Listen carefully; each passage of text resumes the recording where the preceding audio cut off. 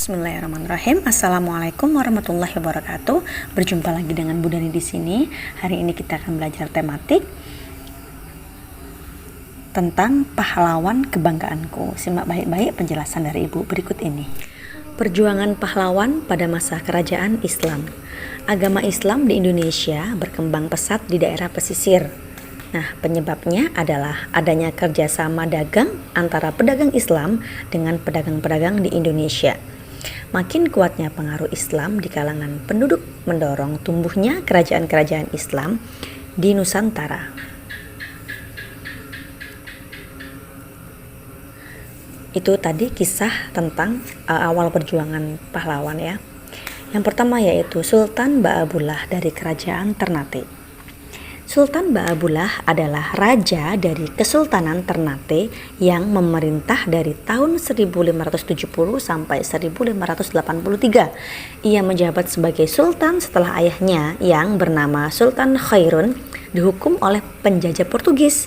Peristiwa ini membuat Sultan Ba'abullah marah dan menyerang pasukan Portugis.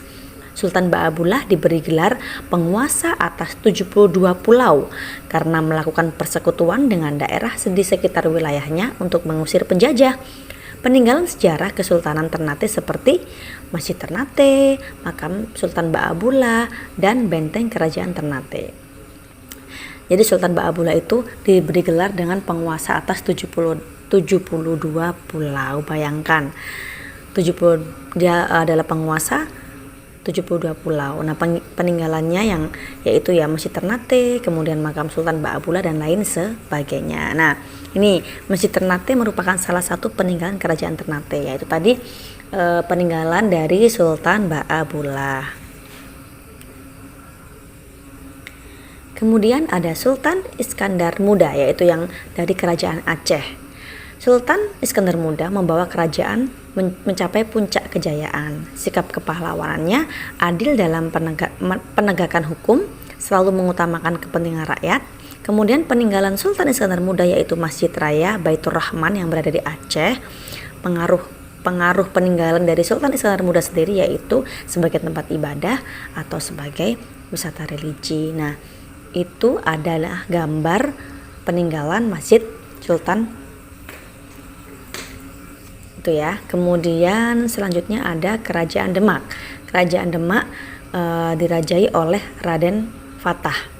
Nah, penguasa pertama Kerajaan Demak, Raden Fatah itu sikap kepahlawanannya menghormati kebebasan beragama, kemudian berani melawan penjajah.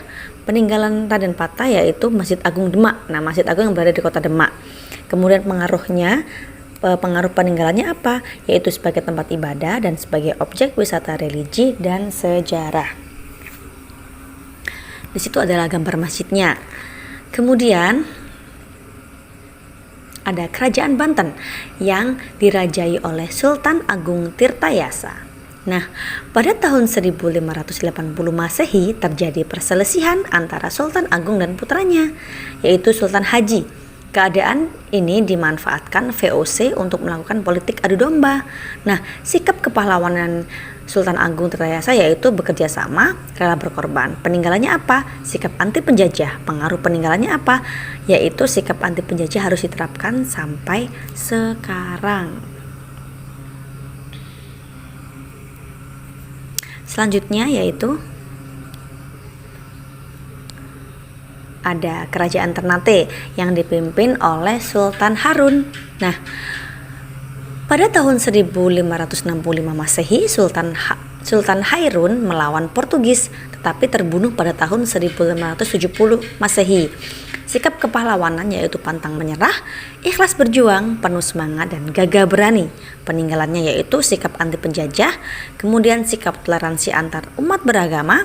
Pengaruh peninggalannya, sikap anti penjajah dan toleransi antar umat beragama harus diterapkan sampai sekarang. Jadi toleransi antar sesama umat beragama. Selanjutnya yaitu ada Kerajaan Tidore. Kerajaan Tidore dipimpin oleh Sultan Nukun. Nah, Kerajaan Tidore mencapai puncak kejayaan. Kerajaan Tidore menjadi pusat pengembangan agama Islam di kawasan timur Nusantara. Sikap kepahlawanan Sultan Nuku yaitu pantang menyerah, Ikhlas berjuang, penuh semangat, dan gagah berani. Peninggalannya apa? Agama Islam mengalami perkembangan di daerah Maluku. Pengaruh peninggalannya yaitu mayoritas penduduk Maluku beragama Islam.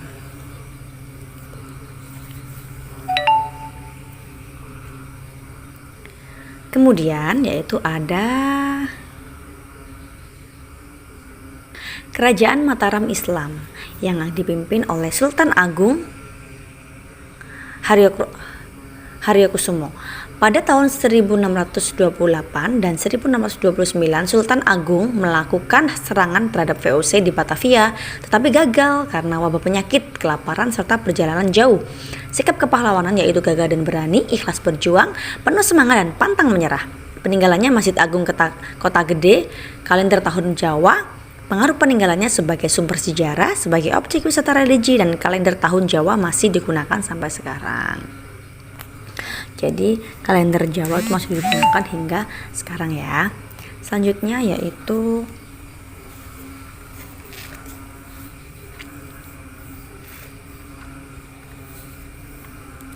ada Kerajaan Gorontalo yang dipimpin oleh Sultan Hasanuddin. Nah, Kerajaan Gorontalo mencapai puncak kejayaan, mendapatkan julukan ayam jantan dari timur karena berani melawan Belanda. Sikap kepahlawanan yaitu gagah dan berani, rela berkorban, penuh semangat, pantang menyerah. Peninggalannya makam Sultan Hasanuddin seperti yang ada di gambar. Pengaruh peninggalan yaitu sebagai objek wisata sejarah. Di situ ya ada makam Sultan Hasanuddin yang digunakan sebagai objek wisata sejarah. Itu tadi ada beberapa raja-raja yang memimpin kerajaan di provinsinya masing-masing, yaitu tokoh dan peninggalan kerajaan raja-raja Islam. Nah, sekarang selanjutnya yaitu silahkan dikerjakan tugasnya halaman 56. Seandainya tidak ada penjelasan di video ibu, silahkan bisa dibaca bukunya tematik, tema 4E, subtema 2, pembacaan 1-5 ya. Di situ sudah ada semuanya.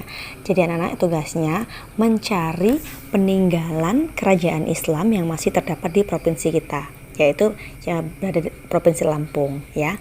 Kan di situ ada 3 kolom, pilih salah satu tidak apa-apa atau mau diisi semua tidak apa-apa. Selamat mengerjakan. Terima kasih, mohon maaf jika ibu ada kesalahan. Wassalamualaikum warahmatullahi wabarakatuh.